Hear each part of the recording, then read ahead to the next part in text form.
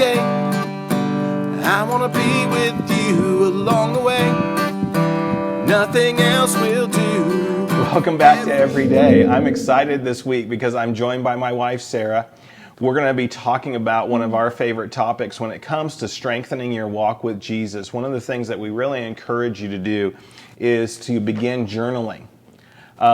Sarah has been journaling for years. We know a lot of people that were excited about this topic and sent in, emailed us, texted us, Facebooked us, said, hey, I want to be a part of this. Here's what I do in my time. And basically what a journal is it doesn't have to be expensive. It can just be a notepad that you write down daily thoughts in. It could be a really nice journal.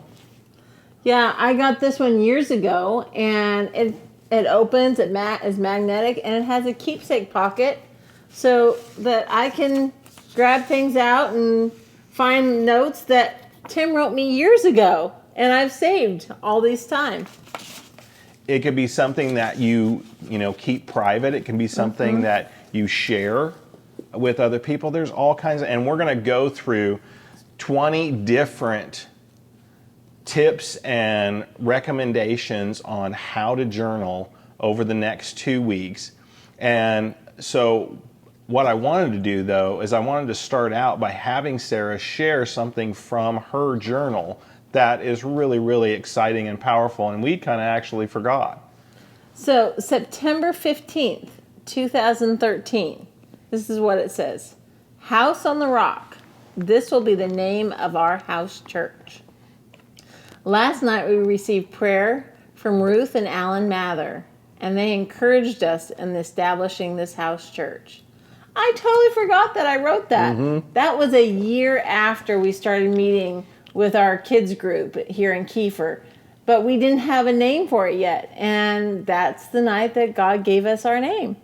Yeah, I just thought, and there's so many things in our lives that we forget about, we don't write down, we don't think are significant at the time. But looking back, that is really, really important over the 8 years that we've been doing House on the Rock to have that little journal Nugget. entry. Yeah. And remember the promise that God gave us in starting to do Bible study here with our Kids for Christ kids and calling it House on the Rock. God spoke so many great words. And one of the most important things for you to get out of this is that over time, God is going to speak things, you're going to have things happen, and you won't necessarily know what it all means. But as you go back and you look at some of your journal entries, He'll remind you of the path and the journey that you're on and how He's taken you through some of the hardest times of your life, some of the most wonderful times of your life. And those things will mean something to you as the days go by. I want to read this from Psalm 63:6. It says, "When I remember you on my bed, I meditate on you in the night watches, because you have been my help. Therefore, in the shadow of your wings, I will rejoice." There are some times that we're just laying there thinking about the events of the day. And when we sit down and write them down, like David, the Psalms are David's journal.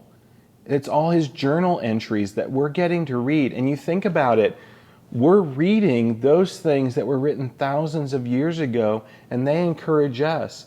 How much more would we be encouraged if we wrote down our own story and reflected on our own story in years to come?